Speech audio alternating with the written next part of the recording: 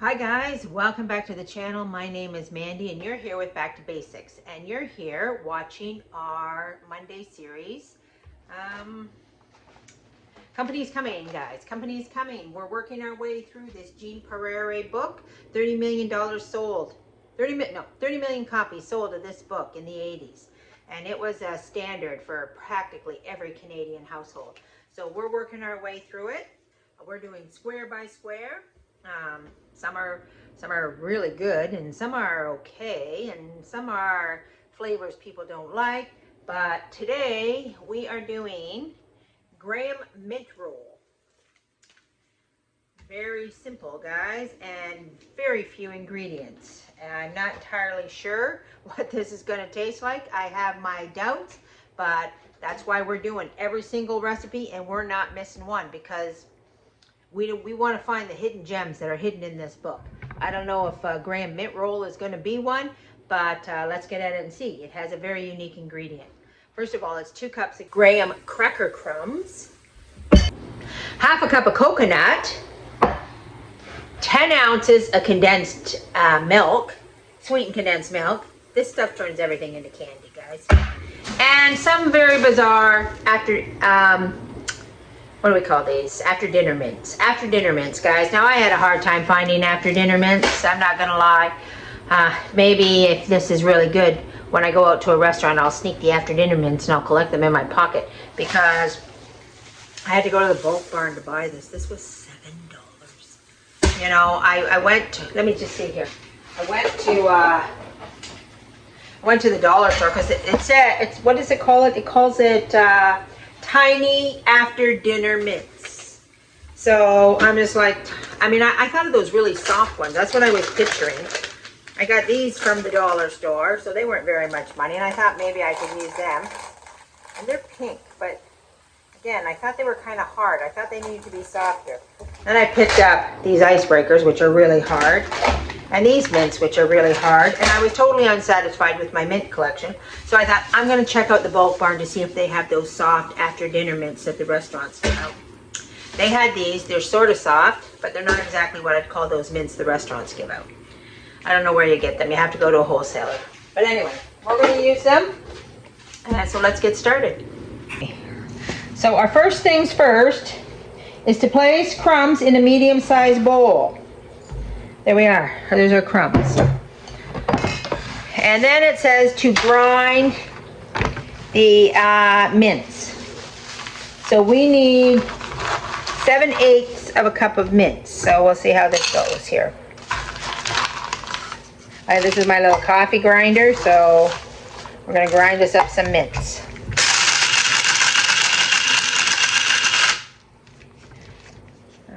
You think? It says grind mints in food processor or grinder and add to crumbs. I feel like that's not ground enough.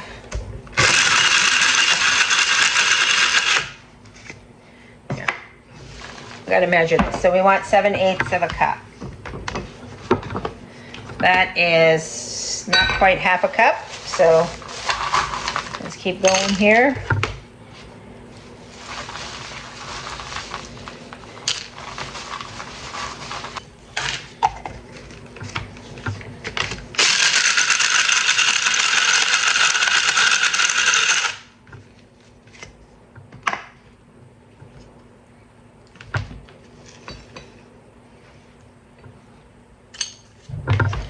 I feel like I need to grind some of those some more.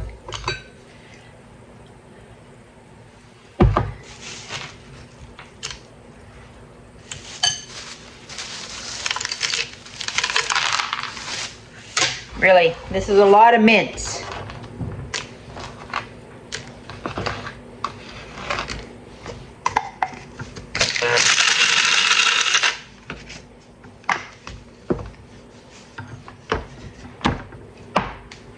That's almost a cup, so that's probably good. I'm just going to try these out. I feel like I could have gotten away with these dollar store ones. And they'd be pink. Maybe they would have added a nice little color.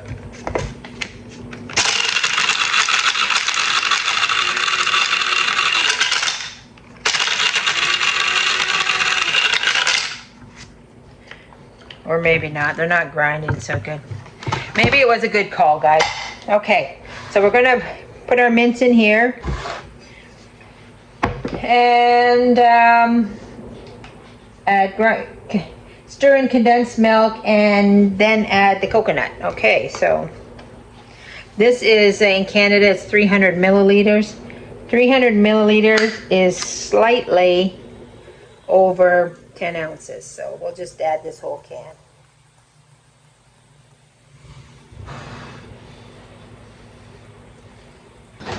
Okay, I got my little wee spatula here. We're just going to get it all out.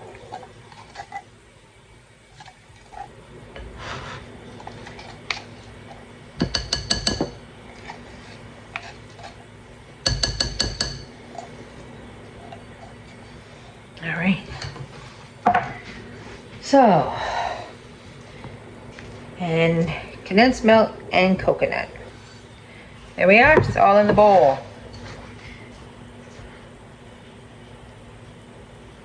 So we're going to stir it together, and then it says to let it stand for 5-10 minutes in the bowl.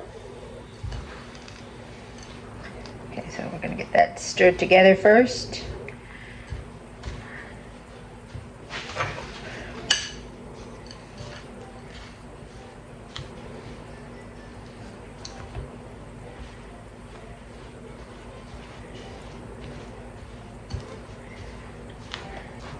That milk is very thick. This isn't a very easy stirring job, but we're getting there.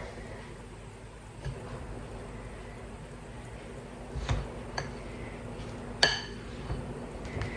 probably should have had a larger bowl.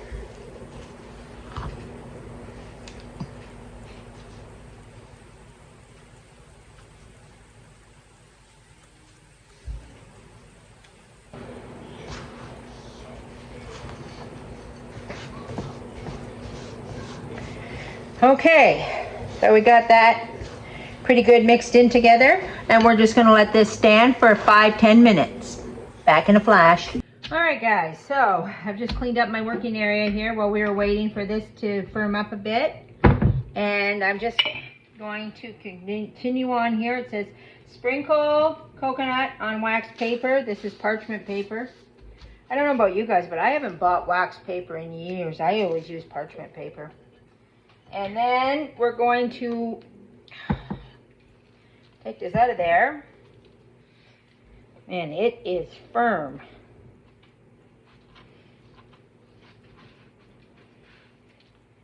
Very, very firm. Here, we're gonna spread it down so it's not so fat.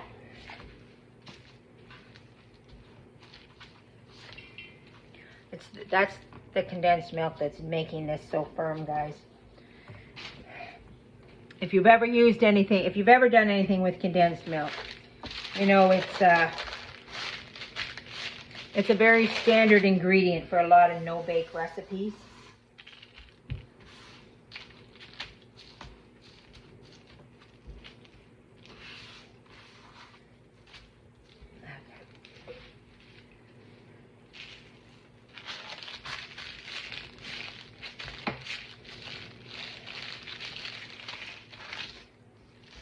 Well, one thing about it, this is a very big log.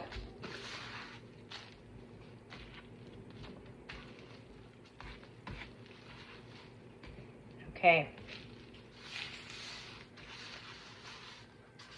We're going to roll this up, guys, and put it in the fridge and give it a chill.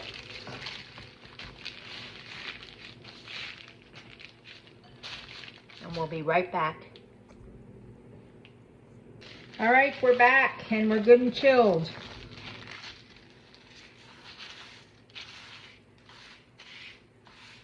Save all that coconut, seems a waste. So, now it's time for the taste test.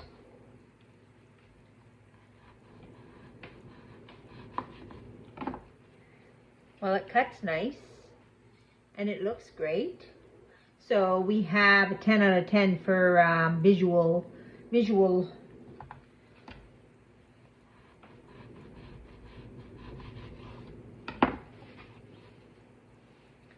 I'm going to put them in this tray. I think I'm going to serve them on our table for dinner tonight. And I'm going to say to everybody, would you like an after dinner mint square? And see if they take me up on this.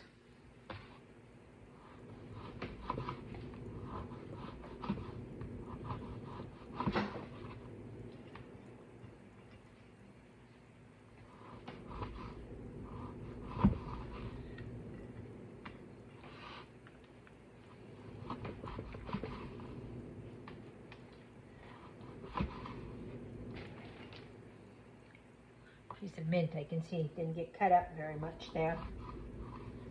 There we go. What do you think, guys? All right, taste test time.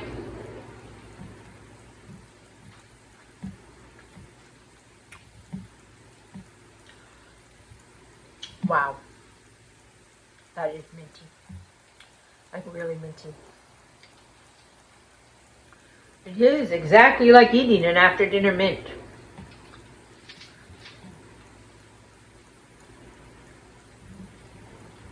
It has a little texture in there from the graham crackers and the coconut.